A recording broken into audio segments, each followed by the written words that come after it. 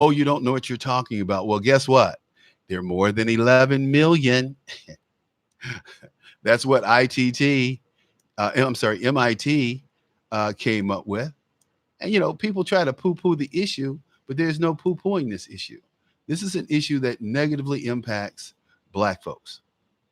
It does. And it continues to negatively. Man, I tell you. And I'm talking about Black people today because that's what I'm talking about. I'm not talking about people of color and all of that lunacy. I think that's the craziest thing since Looney Tunes. But our little mayor today, Lori Lightfoot, she tickled me. she, I got, I got to play the clip of the mayors all talking about the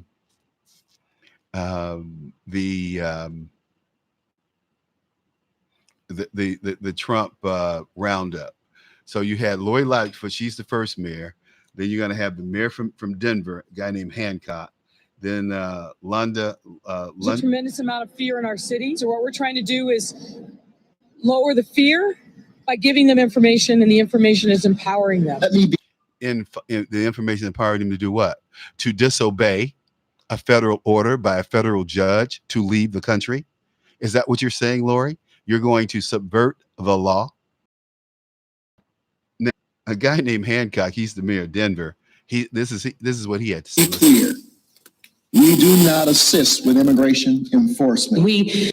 Now, then you have London Breed, who's the acting mayor in San Francisco. Have been and will be and will continue to be a sanctuary city. We will continue to stand behind our immigrant communities. There's anxiety. Then this is last but not least, the mayor of Atlanta, Mayor Bottoms. That's being created, not just in our immigrant community, but with anyone who has passion, compassion, and concern for human beings. Passion and concern for human beings. Because I am tired of these people crashing our borders. I don't want them in this country. They're illiterate and vaccinated, and they don't like guns. Oh, we can't have guns.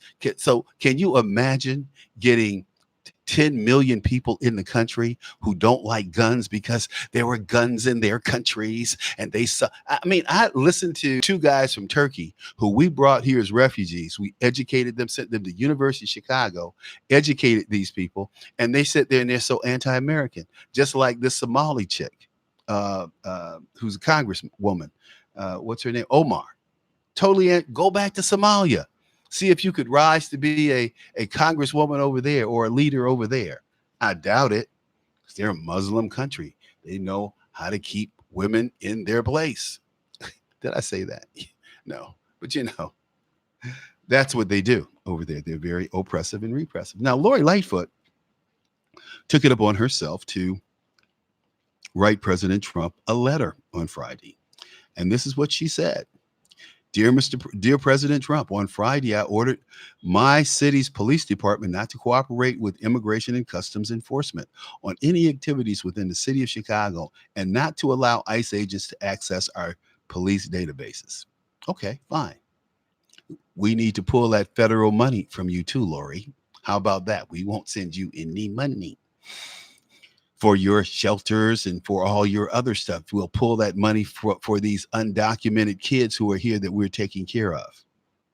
The actions cut off ICE access to the Chicago Police Department's databases and prevent the department from facilitating raids, setting traffic perimeters for ICE checkpoints, or otherwise aiding ICE in arrest or deportation activities. Our law department issued new specific protocols advising all personnel working at city-owned facilities, including libraries, park district buildings, senior centers, and schools, not to cooperate with ICE.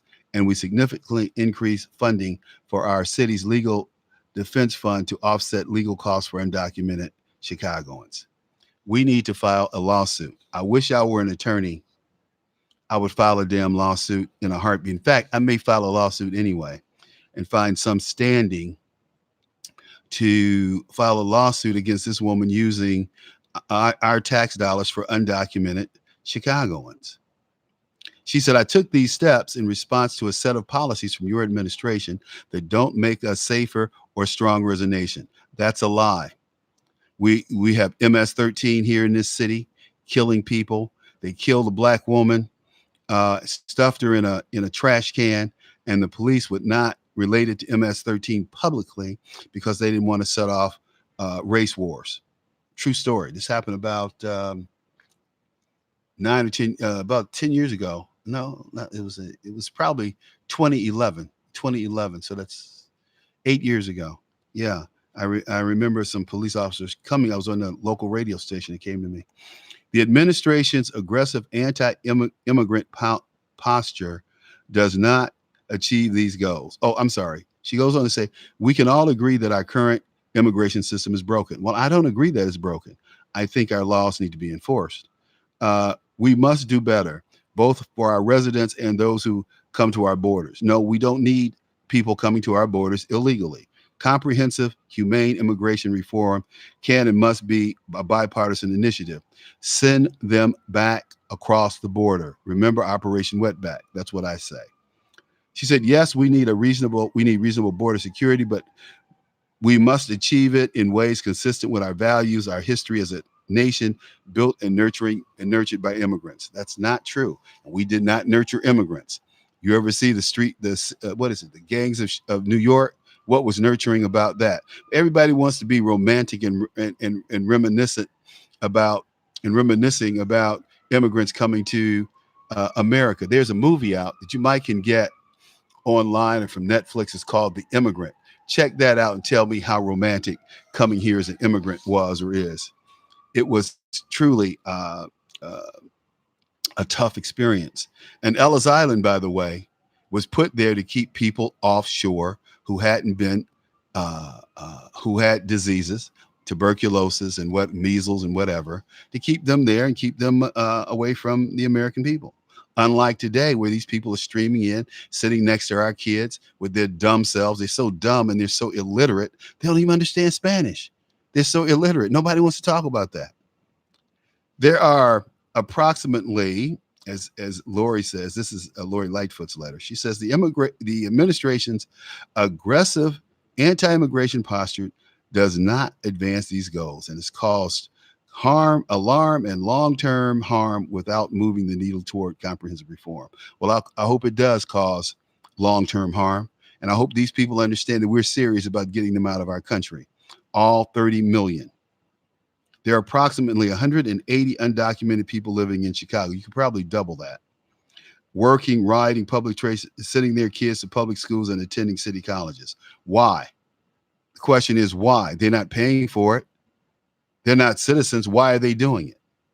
You can't do it in Mexico, Guatemala, Honduras.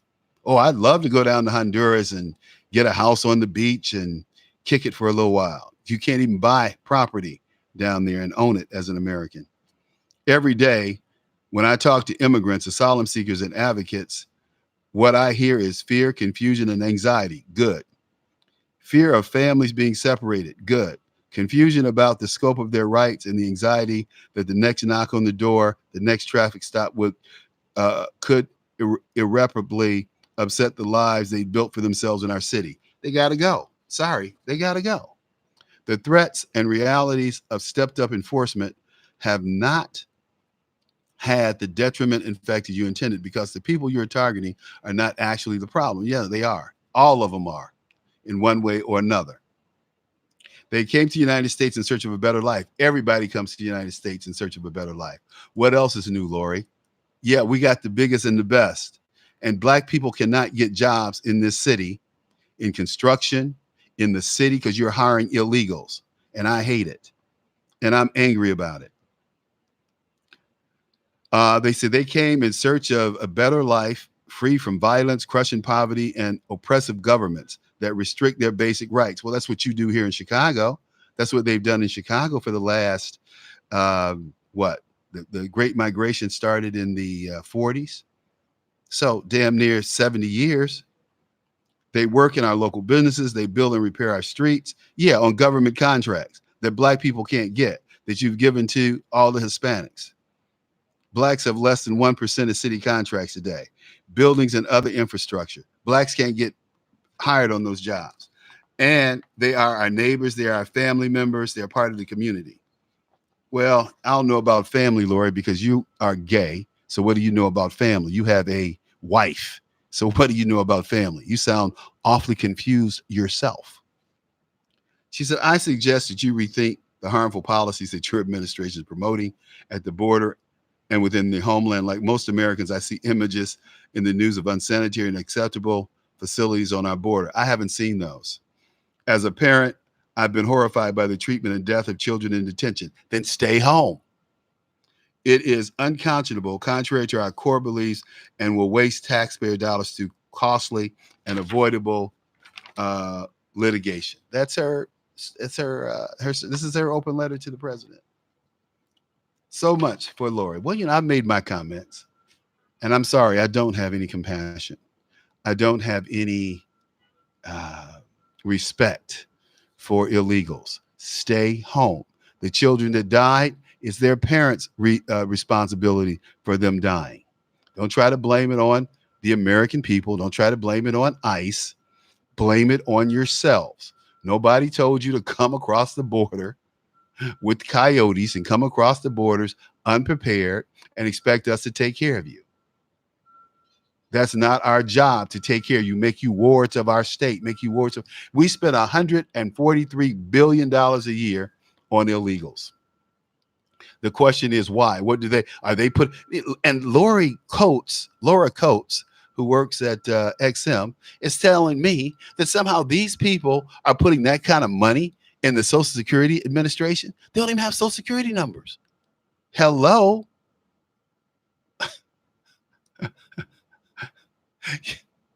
You can't make this stuff up, folks. You can't make this stuff up how these people think. Their thinking is so backwards. And if you don't go out and listen to them, you'd never come up with this stuff. Like I had heard about, well, Latinos. I think the first guy I heard say that was Mark Kokorian over at the Center for Immigration Studies. And I'm like, man, they only have Social Security numbers. So how they put money in the SSA? So he quit telling that lie, and he got some other lies. So, okay. Somebody said, hey, Andrew, how you doing? She's a former prosecutor, but don't want to enforce the law when it comes to illegals. Amen. Amen. She doesn't. But we're going to kick those illegals out. We're going to get them out, Andrew. Don't you worry. Hey, I'm going to open up the lines, the telephone lines. And let's see here. I'm going to go back. Was that Cynthia? I saw Cheryl. Hi, Cheryl. How you doing? So Cheryl and Andrew were commenting on my Facebook. You can go to Facebook, Charles Butler Conservative, or you can go to YouTube, and it's CL Butler 52, CL Butler 52. And you'll see me in all my raging self. I guess maybe I should turn on a little light, put a little light on the subject here. But man, it's just crazy what these folks are doing. And Trump is standing his ground. I have to say, I love the president standing his ground. Now, this is the ad, folks. This is the ad that these people are running in New York. Now, Very unhappy. I'm watching this them. is, All they do is wait a minute. complain. This is the ad that they're running in New York. Listen to this. Let's go. Uh-oh. Did I record it? Immigrant New Yorkers, you have rights if you're approached by ICE. You have rights in your home. You have rights on the street or in public. You have rights if you are arrested by ICE. For free and confidential immigration help, call Action NYC at 1-800-354-0365 or call 311 and say Action NYC. Wow. That's deep, isn't it? Taxpayer dollars, folks. Now, where were these people during the civil rights movement? Hello. Where were these people during the civil rights movement? Nowhere to be found. Trump had this to say about those 4 congresswomen who are trying to, cut into him this week. I love what he had to say. Check this out. Happy. I'm watching them. All they do is complain. So all I'm saying is, if they want to leave, they can leave, John. They can leave. I mean, I look at Omar. I don't know. I never met her. I hear the way she talks about Al-Qaeda. Al-Qaeda has killed many Americans. She said, you can hold your chest out. You can, when I think of America, when I think of Al-Qaeda, I can hold my chest out. When she talked about the World Trade Center. She actually said that. She actually said this is all true. He's not lying. So I know, the president lies. They all lie. But check this out. Okay, here we go. Being knocked down. Some people. You remember the famous some people.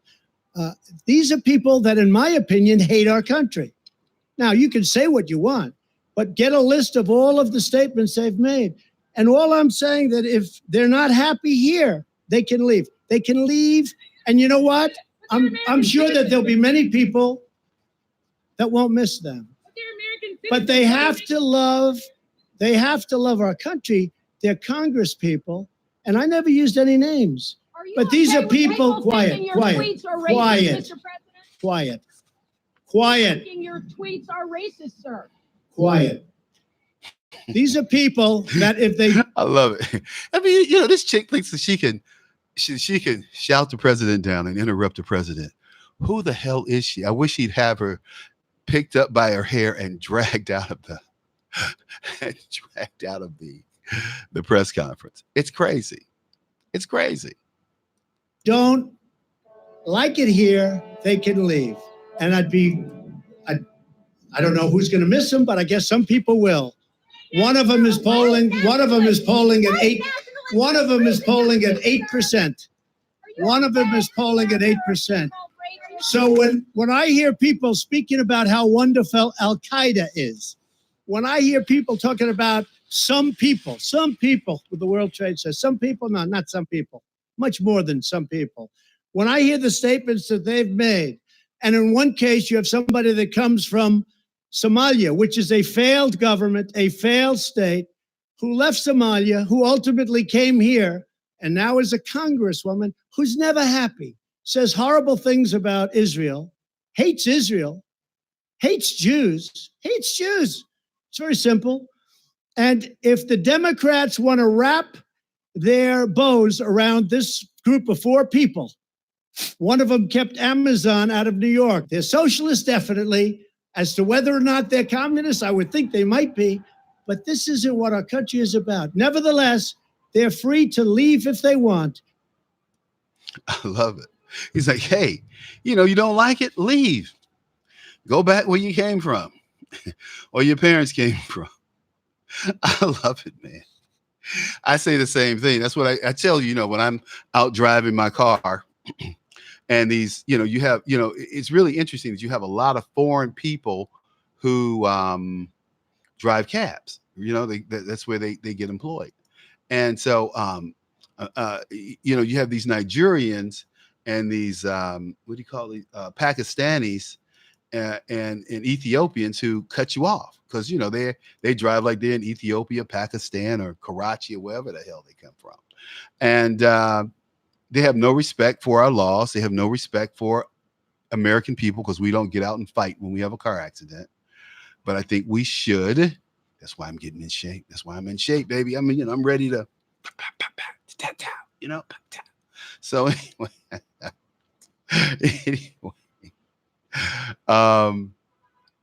so they think we're sissies. They think we're soft, and we're not. We're Americans. Hey, Cynthia, how you doing? Let's see. You said something about not following the mirrors. I can't pick it up. I can't see it for some reason. I don't know what's going on up there.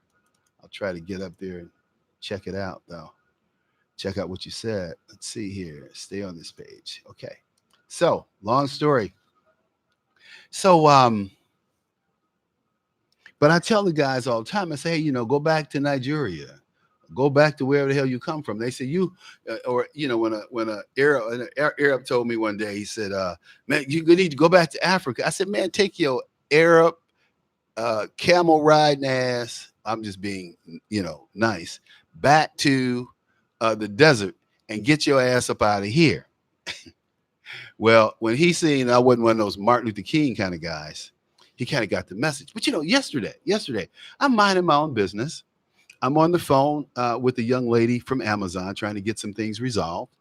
And you know how Costco's laid out, where it has the big, major, wide thoroughfares, and then it has the smaller lanes or aisles going across. Well, I was in one of the smaller aisles, but it's long, right? The smaller aisles are long too.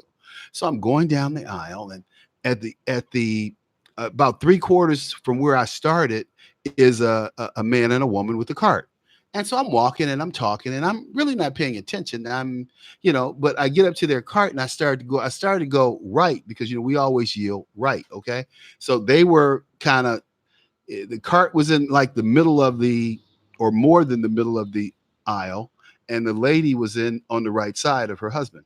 So I decided to go around and stay left. I'm left, and when I get to them, they still got the cart in the middle of the aisle. So I push the cart aside and I'm going past. I say, "Excuse me," and the guy looked at me and said, "You could have said excuse me." And I looked at him. I said, "Why would I have to say anything at all? You saw me coming up the aisle." But see, Mexicans, you have to understand, Mexicans have no respect for black people. They're where white people were in the South in the 50s.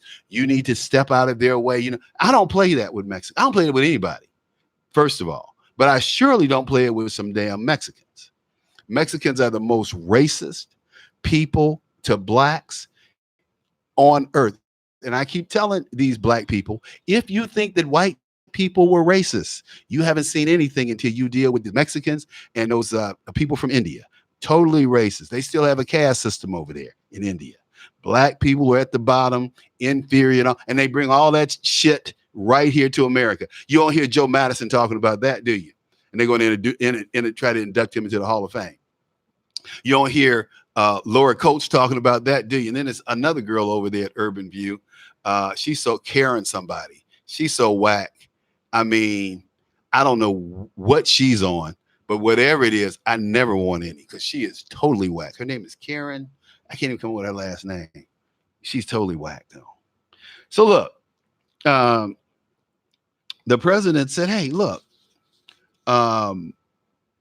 you got these radical people," and Trump wrote, "So many people are angry at them and their horrible, disgusting actions."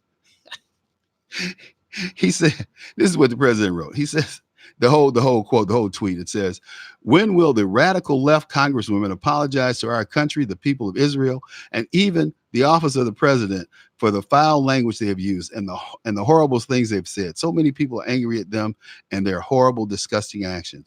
The president went on to write or tweet, "If Democrats want to unite around the foul language and the racist hatred spewed from their mouths and actions of these very unpopular, unrepresentative congresswomen, it will be interesting to see how it plays out. I can tell you that they have made Israel feel abandoned by the U.S." Well, but you've done better, Mr. President. They know they're not abandoned. Israel knows it's not abandoned. You're the only one that stepped up and moved the embassy to Jerusalem. Alexandria Cortez went on to tweet and to denounce Trump shortly after his latest post. She said, "It's important." This is AOC. "It's important to note that the president's words today telling 4 American congresswomen of color, go back to your own country. His hallmark language of white supremacists." It's not a white supremacist thing. I'm not a white supremacist. I use it. "Trump feels comfortable leading the GOP into outright racism, and that should concern all Americans." No, what concerns me, AOC, is you. What concerns me is the fact that you have no experience. You still haven't opened an office, a district office in your.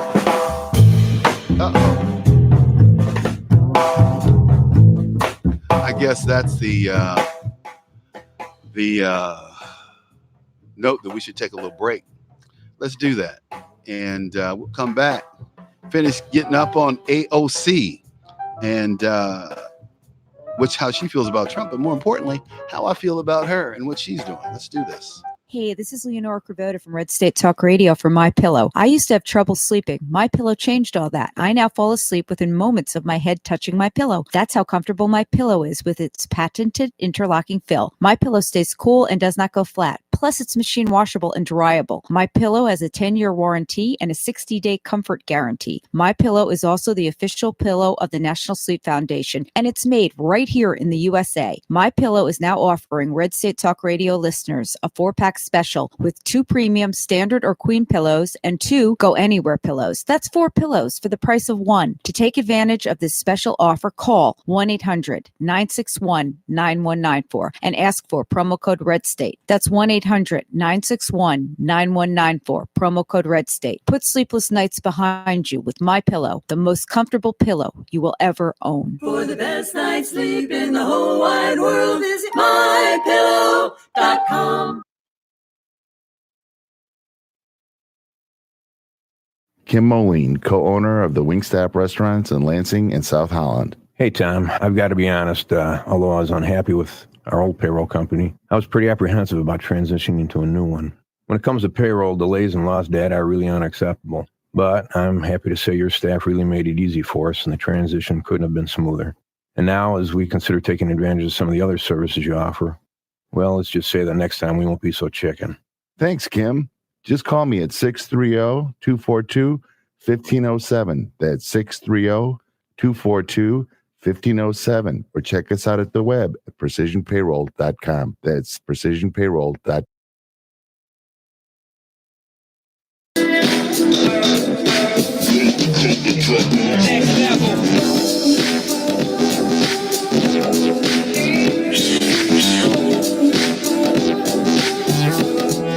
Okay, we're back and pick up where we left off. This AOC chick, she's a trip, man. Total trip. Total trip. And it's just amazing to me that she continues to get the kind of publicity, the kind of play that she does. You know, it's amazing. It's amazing. So my concern is about AOC. She's talking about calling people white supremacists. I'm tired of her using that term. I'm tired of her talking about socialism. We are not a socialist country. I have my question. Could this woman pass a background investigation by the FBI? Because, you know, they do all the BI background investigations. Could she pass one? That's what I wonder. She calls herself a progressive Democrat social congresswoman. She's more of a socialist Democrat congresswoman. Oh, man, I tell you. But Trump has their number. He is not, he doesn't waffle. He doesn't play any games, man. He's kind of reminds me of me. Like I said, I was Donald Trump, or Trump was Charles Butler, or is Charles Butler. I was saying these things long before Donald Trump. And the back and forth between AOC, Tlaib, Omar, and the other congresswoman, I can't come up with her name, Plessy. She, I get it. And then you had this twerp out here, Amesh, the guy who declared himself an independent. I mean, who cares what Justin Amesh has to say? We don't even know what city he's from in Michigan. All I know is he's from Michigan. He goes on to say he denounced Trump's remarks, with more than half of them using the words racism to describe. Yeah, shut up. Nobody cares what you think, Justin Amesh. You're nobody. You're one of 435 other representatives. And now you're an independent, so you really don't have any clout. Oh, man. Only one Republican member of Congress spoke out against President Trump, and that was a guy named Chip Roy. Ever heard of him? Tick, tick, tick. Not. Who cares what he has to say? Fred Upton, whom I've known for quite a while. He used to be my congressman in Michigan. He was speaking on a syndicated radio program called Michigan's Big Show. And he says Trump's tweets were really uncalled for and very disappointing. He said, we don't respond to everything that's out there. And he said that's when asked about the relative silence from GOP lawmakers. He said, but I would imagine I would know that a number of my Republican colleagues don't appreciate the comments as well. And actually, if you look at the facts, 3 of the 4 were born in this country, so it makes no sense. Yeah, but we know what he's talking about. You can act like it makes no sense, but you know exactly what he's talking about.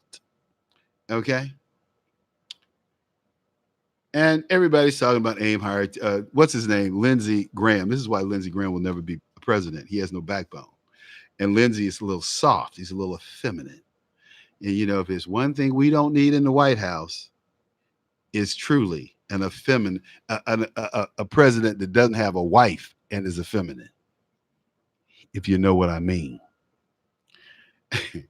Lindsey, though, he says, aim higher. They're American citizens. They want elections. Take on their policies. And during the interview, Graham went on to call the Congresswoman's ideas anti-Semitic, socialist, and their agenda is disgusting. He said, we all know that AOC and this crowd are a bunch of communists. Woo. They hate Israel and they hate our own country. This is what Lindsey said. So why are you telling Trump to cool it? No, he has to reach out. He has to respond that way in order to remain credible. Now, Kasich, he's trying to get in the game, trying to sneak in. Kasich, John, hey, we don't care about you. We don't care about your niceness. You thought you would subvert Trump and sneak in the back door because you thought that people would find you an alternative to Trump. Ain't gonna happen, dude. You're weak. You're a sissy. You're a girly man. And you're just kind of a punk dude. We don't like people like you. We like Trump. I like Trump. In fact, I was telling some people that last night at dinner. They got a little upset, but they didn't get as upset as they normally would. And you know why? Because things are good here in America. They didn't get upset as they normally would because there's nothing for them to argue about. Yeah, well, Trump gets a little rough around the edges. And I said, well, he's in New York, and the 3 of these people, they were older white folks, but in their 80s. And they said, well, we are too. I said, yeah, but what I find, I wanted to go into what I find about New Yorkers and New York liberals, because, they try to act like New York is so liberal. New York is very segregated. New York is very racist. You don't see black people really working downtown or having integrated in that thing we call New York, except if they have government jobs and things like that. I thought New York was supposed to be progressive or liberal. Bullshit. Right now, remember, you may not remember, but I did a story on how these liberal white people on the East Side don't want black kids in their school. They said that we don't want these kids in we don't want them with our children. And I get it. Because I don't want them with my children. Okay. Same black kids. I don't want them with my children. They're not my kind of black people. They don't come from my family. They come from homes where, it's a different man walking out of their mama's bedroom every morning. Okay. That kind of thing.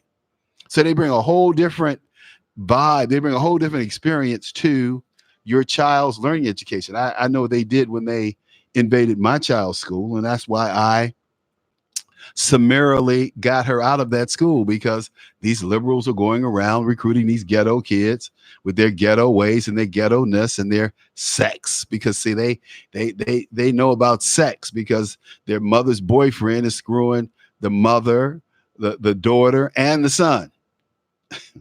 It's some deprived stuff going on in the black community that people refuse to talk about, especially radio and talk show folks who happen to be a black.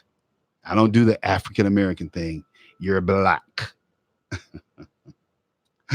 Oh man. Sunday night,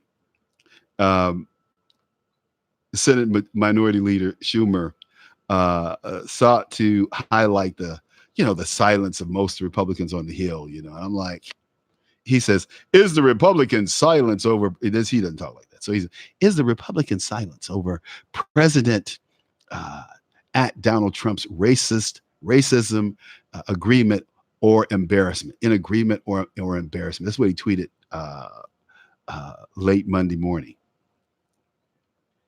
So Sunday night, Trump had tweeted out, it was sad to see Democrats sticking up for people who speak so badly for our country and who, in addition, hate Israel with a true and unbridled passion. Woo. Woo. And then Trump came back this morning. He didn't back off. He came back this morning. He said, if Democrats want to unite around foul language and racism and racist hate spewed from the mouths and action of these very unpopular and unrepresentative congresswomen, it will be interesting to see how it plays out. I can tell you they've made Israel feel abandoned. That's when he made that comment. I've read that. Ask about the controversy over an earlier appearance at the Fox channel. Mark Short, chief of staff for Vice President Pence, mentioned a recent naturalization ceremony at which Vice President Pence presided over and was attended by Transportation Secretary Elaine Chao, who's an Asian American. So when people write the president has racist motives here, look at the reality of who was actually serving in Donald Trump's cabinet, said Short. He is making a point about the great frustration a lot of people feel. I think it's hard to find anything Ilhan Omar has actually said since elected to Congress that has been positive about the United States of America. Boy, let me tell you, that says a mouthful. You know, I want to talk a little bit about breast cancer. And breast cancer is something that impacts all of us. We all know someone who's had breast cancer or some form of cancer. Well, we're coming out with a cancer insurance with enhanced benefits for breast cancer and half those benefits for other cancers. So it's a $250,000 policy that's aggregated over the lifetime of the policies. Very inexpensive, very comprehensive, and it's a call to action. So I will be giving you more information about how to get information on this cancer policy as we progress during the week. So the cancer treatment, cancer cures, cancer policies is my new mantra, my new thing, so to say. It's always great to have a cause to fight for and to believe in. So it's interesting. I was talking the other day. Oh, let me say this before I forget. And I'll come back to this next story tomorrow, probably.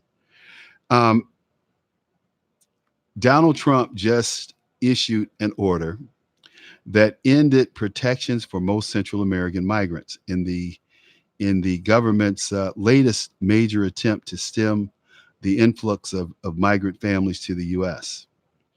And the new rule says that asylum seekers south of the border who passed through another country and did not seek asylum there will not be eligible for asylum in the U.S. Now, that's a statement from both the Department of Justice and Homeland Security. So as a practical matter, it means migrants coming from Honduras, Guatemala, El Salvador cannot seek asylum if they don't first do so in Mexico. The rule would also apply to many other asylum seekers who come to the U.S. southern border from other countries. See, we try to think that it's just Mexico and Guatemala, Honduras, El Salvador, but we have people coming from China coming across the border. We have people from Somalia, from Africa, different countries in Africa coming across the border. It's amazing. We're not playing here, but Attorney General Barr is turning this thing on its head, boy, and I love it. So Barr said that called the interim final rule a lawful exercise of authority provided by Congress to restrict eligibility for asylum. I love it. William Barr is tough, man. I love it. Just a real professional.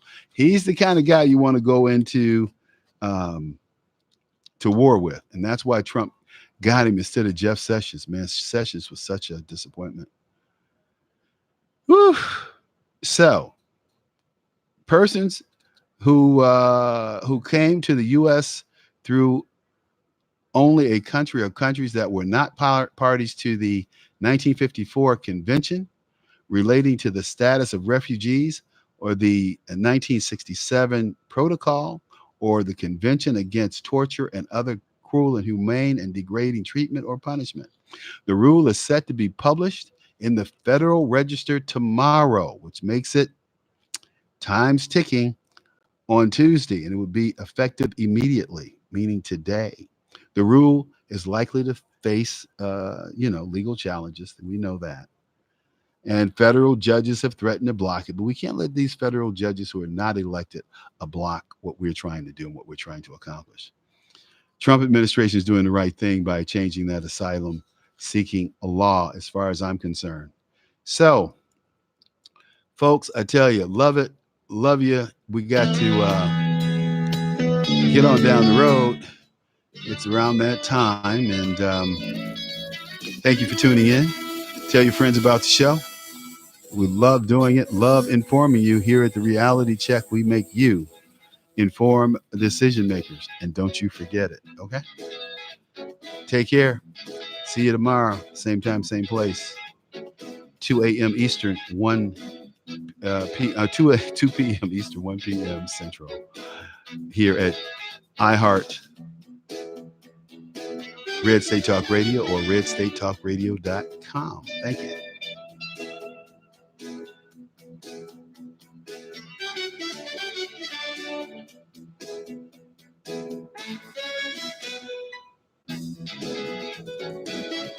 Boom, boom, boom.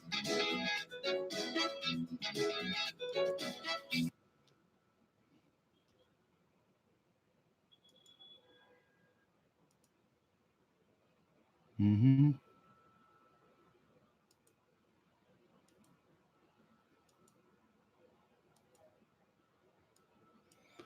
Boom, boom, boom, boom, boom.